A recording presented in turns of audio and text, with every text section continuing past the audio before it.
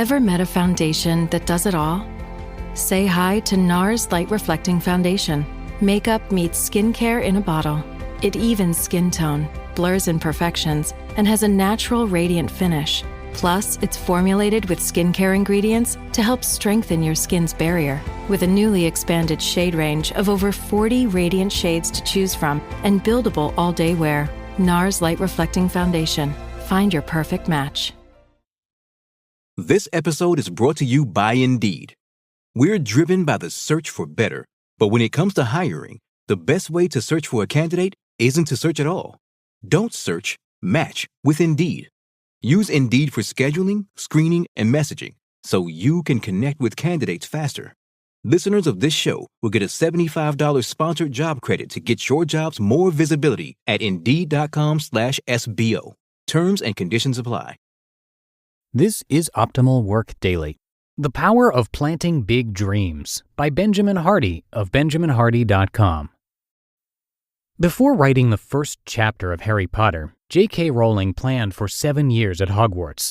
As a result, Harry Potter is one of the most read books of all time. Before creating the first Star Wars movie in the 1970s, George Lucas planned for at least 6 films and started at Episode 4 rather than Episode 1.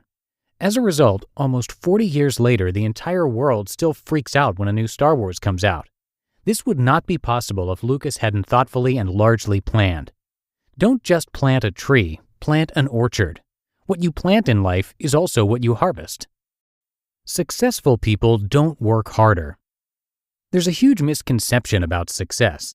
Becoming successful is less about how much someone works and more about how they set things up.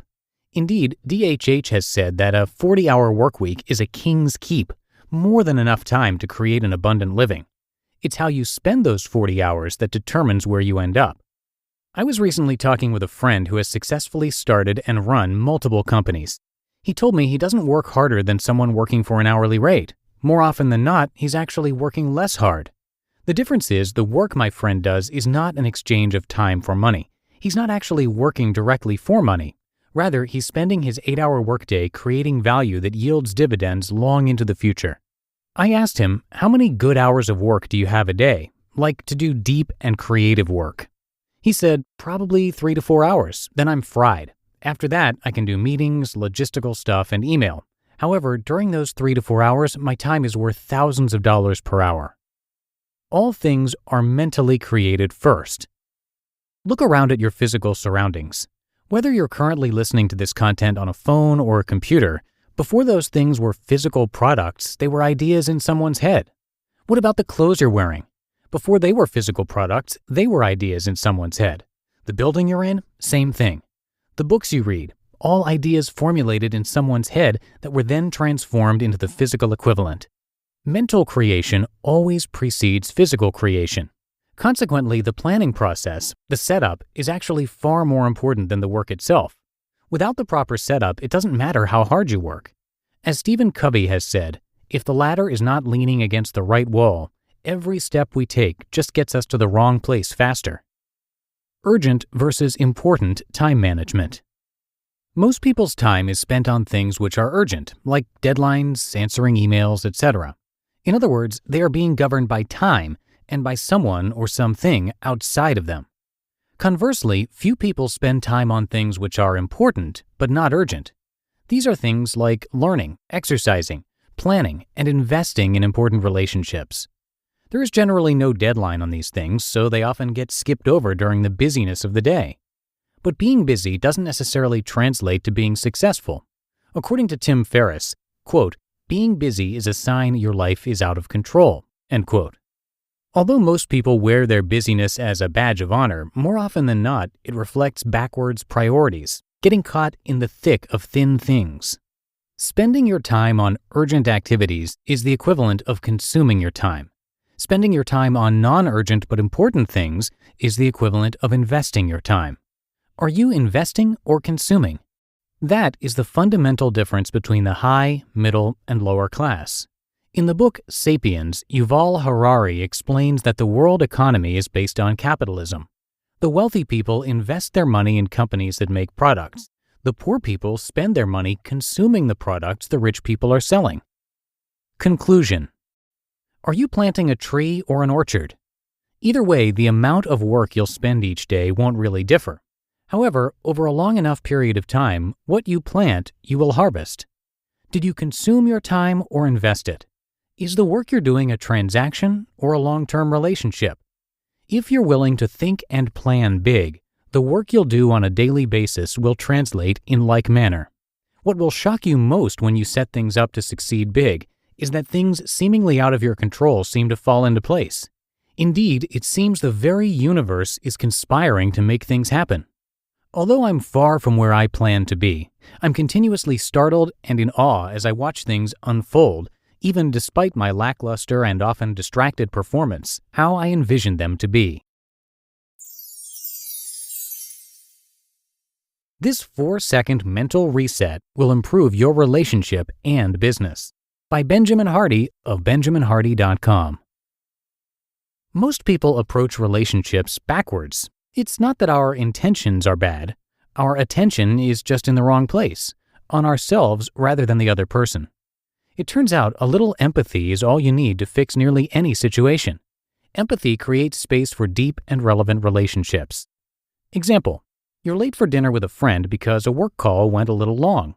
What's the first thing you do when you meet your waiting friend? You explain why you're late. In other words, you validate yourself. But what ends up coming of this? Your friend may be nice and brush it off, but there's still a sense of hurt. If this happens enough, you may not be friends for long. Here's a better approach. You're late for dinner with a friend because a work call went a little long. What's the first thing you do when you meet your waiting friend? In his book, 4 Seconds, Peter Bregman explains that it only takes 4 seconds to reframe your paradigm and emotions to behave optimally in a given situation. Here's the simple formula. Before you meet your friend, stop and take a few deep breaths. Let go of your work. It's behind you now. Think about your friend. She's been patiently waiting for you and you're late for the expected meeting time. That's all you need to do.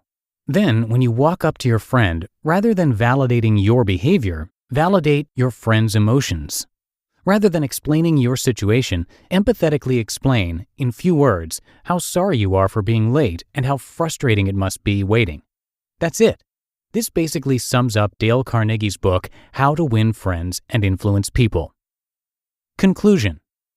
How would your relationships change if you stopped defending yourself and instead thought more about the other person? Most people are extremely forgiving when they feel validated, when they feel genuinely thought about and cared for. How would your business change if you were more thoughtful about those you work with and your customers? The two most underutilized words in the English language are, I'm sorry. That's often all that needs to be said. Stop trying to explain yourself. No one cares. Stop thinking about yourself so much. Become other-oriented. Your whole life will change. Instead of always thinking about what you can get out of a relationship, you'll think about what you can put into it. You'll focus on creating value rather than your emotional state. Your relationships will be deeper, and your business will be more relevant. You just listened to the posts titled The Power of Planting Big Dreams, and this 4-second mental reset will improve your relationship and business, both by Benjamin Hardy of benjaminhardy.com. Hey, I'm Ryan Reynolds. Recently, I asked Mint Mobile's legal team if big wireless companies are allowed to raise prices due to inflation. They said yes. And then when I asked if raising prices technically violates those onerous 2-year contracts, they said, "What the f*** are you talking about, you insane Hollywood ass?" So to recap, we're cutting the price of Mint Unlimited from $30 a month to just $15 a month. Give it a try at mintmobile.com/switch. $45 upfront payment equivalent to $15 per month. New customers on first 3-month plan only. Taxes and fees extra. Speed slower above 40 gigabytes. See details.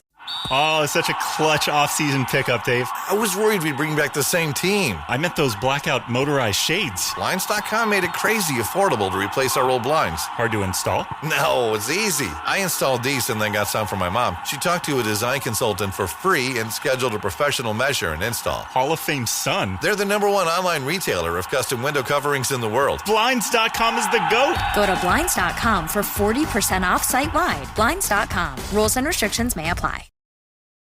This episode is brought to you by Amazon. Sometimes the most painful part of getting sick is the getting better part. Waiting on hold for an appointment, sitting in crowded waiting rooms, standing in line at the pharmacy, that's painful.